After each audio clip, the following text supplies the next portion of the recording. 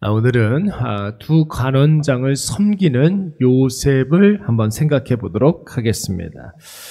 여러분, 지난주 우리는 주일날 설교 시간에 예수님의 비유 설교를 들으면서 예수님이 천국의 아들들, 그러니까 예수 믿고 하나님의 자녀된 자들을 이 세상에 심어 놓으셨다고 했습니다. 왜 예수님께서 천국의 아들들, 예수님을 믿고 하나님의 자녀가 된 사람들을 이 세상에 심겨 놓으셨습니까? 열매를 맺기 바라는 것이죠. 씨를 뿌리는 자는 그 씨가 열매 맺기를 바라는 것입니다. 그리스도인들이 이 세상에서 열매를 맺어야 한다는 것입니다. 여러분, 예수를 믿는 그리스도인들이 맺어야 하는 그 열매는 무엇입니까? 궁극적으로는 사망 가운데 있는 죄인들에게 예수 그리스도를 증거함으로 말미암아 저들도 우리처럼 예수 생명을 얻고 구원받은 하나님의 자녀가 되게 하는 것, 여러분, 그것을 위해서 우리가 이 세상에 존재하는 줄로 믿습니다. 여러분, 그러기 위해서 가장 필요한 것이 무엇이냐면 이 세상에서 그리스도인들이 해야 할 일, 그것은 바로 섬김입니다. 전도여야 되겠지만 그보다 더 큰 개념이 바로 섬김이에요. 복음으로 그들을 섬기는 것이죠. 여러분, 이 세상 가운데 그리스도인들은 섬기는 자가 되어야 할 줄로 믿습니다. 여러분, 우리가 일반적으로 누군가를 우리가 섬긴다, 그렇게 이야기할 때 아랫사람이 윗사람을 섬기는 것으로 알고 있습니다. 그러나 성경에서 우리에게 강조하고 있는 섬김이라는 것은 무엇이냐면 윗사람이, 가진 사람이, 많이 아는 사람이 그렇지 못한 사람들을 섬기는 것입니다. 많이 가진 사람이 없는 사람을 섬기고, 높은 지위에 있는 사람이 소외받는 사람들을 섬기고, 아는 것이 많은 사람들이 일자 무식자들을 섬기는 것입니다. 그래야 없는 사람들이 조금이라도 있어지는 것이고, 소외받는 자들도 인간 대우를 받는 것이며, 모르는 사람들이 이 세상을 불편함 없이 살아갈 수 있기 때문에 그런 것입니다. 우리 예수님을 한번 보십시오. 이 세상에 왜 오셨다고 그랬습니까? 인자가 온 것은 섬김을 받으려 함이 아니라 오히려 섬기기 위해서 오셨다고 했습니다.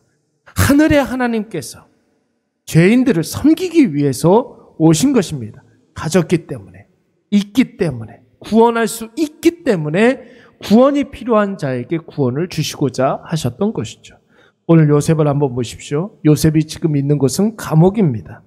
요셉이 어떤 죄를 지어서 지금 감옥에 투옥되었습니까? 자신이 섬기는 주인의 아내를 겁탈하려고 했다는 그 혐의로 왕의 죄수를 가두는 감옥에 갇히게 되었습니다. 그런데 여러분, 요셉은 하나님 앞에 사는 사람 아닙니까? 하나님의 뜻을 늘 깊이 묵상하면서 하나님이 원하시는 일들을 감당하는 사람이 바로 요셉입니다. 그래서 하나님은 그런 요셉과 함께 하셨고, 하나님과 함께하는 요셉은 야곱의 집에서나 보디발의 집에서나 그리고 감옥에서나 형통한 사람이 되었습니다. 또한 요셉이 있는 그곳이, 요셉이 형통했기 때문에 그곳이, 요셉이 있는 그곳이 형통한 곳이 될 수가 있었던 거예요. 그래서 야곱의 집에서는 요셉이 선지자 노릇을 했던 것이고, 보디발의 집에서는 그가 비록 노예였지만 보디발의 집안에 있는 모든 일들을 도맡아 처리했습니다. 감옥에서도 마찬가지입니다. 간수장이 감옥의 모든 죄수들을 이 요셉에게 맡겼는데 요셉이 처리하는 모든 재반 사무가 다 형통케 되었다고 했습니다. 그런데 여러분, 하나님이 요셉이 있는 그 감옥에 오늘 누구를 보내주었습니까? 애굽 왕에게 가장 총애를 받는 두 사람의 관원장을 보내주셨습니다.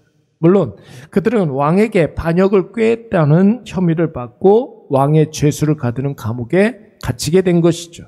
그런데 여러분, 오늘 본문 4절 말씀을 보시면 이 두 관원장을 누가 맡았습니까?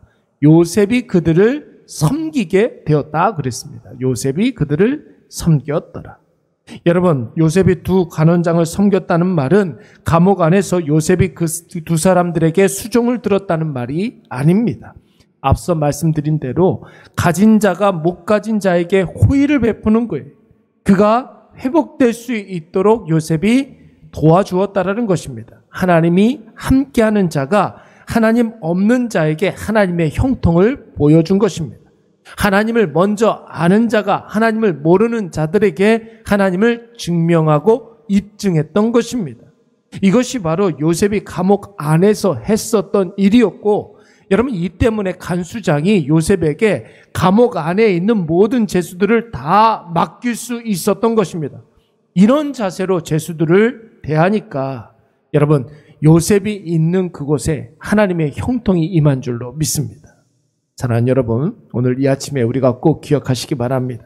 우리가 누군가를 섬긴다고 할 때는 수종드는 것을 말하는 것이 아닙니다. 비굴하게 굴복하는 것이 아닙니다.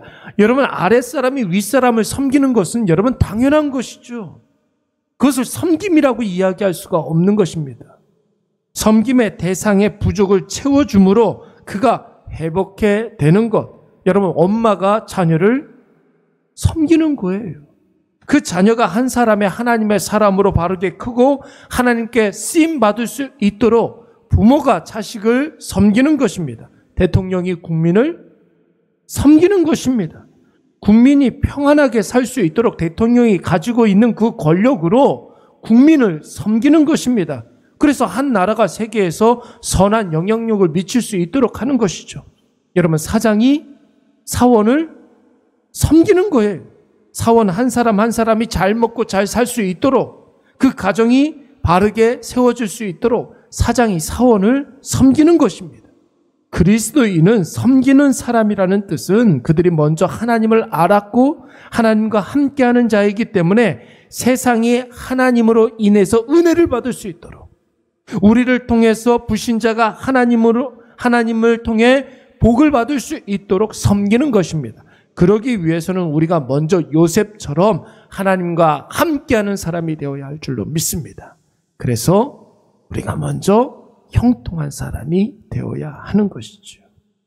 예수 그리스도를 믿는 그 믿음의 기쁨을 우리가 체험하고 예수 십자가의 은혜를 체험을 할 때에 여러분 그 예수 구원을, 예수 생명을, 예수 은혜를 자식이 됐든 사원이 됐든 누가 됐든 간에 우리 주변에 있는 사람들에게 섬길 수가 있는 것이죠.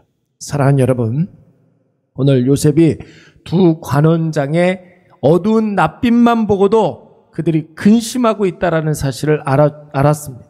그리고 그 근심을 해결해 주지 않습니까? 오늘부터 이제 우리가 연휴를 마치고 일상으로 복귀하게 되는데, 여러분 우리가 있는 그곳에서 참된 섬김의 사람이 되시기 바랍니다. 나로 말미암아 부족과 결핍이 채워지고 근심하고 슬퍼하는 자가 위로받고 새 힘을 얻어서 다시 출발하는 놀라운 역사가 일어나시기를 간절히 축원합니다. 우리 말씀을 생각하면서 한번 기도하도록 하겠습니다. 나 자신이 이 세상을 섬기기 위해서 존재한다는 사실을 깨닫게 하여 주시옵소서. 기도하시고 내가 먼저 하나님을 만나고 먼저 하나님과 함께하는 그 형통을 누리게 하여 주시옵소서. 내가 누리는 그 형통으로 말미암아 많은 사람들이 예수 그리스도의 그 사랑으로 회복되고 다시 시작하는 놀라운 역사가 있게 하여 주시옵소서. 우리 이 시간 다 같이 한번 통성으로 기도하도록 하겠습니다. 사랑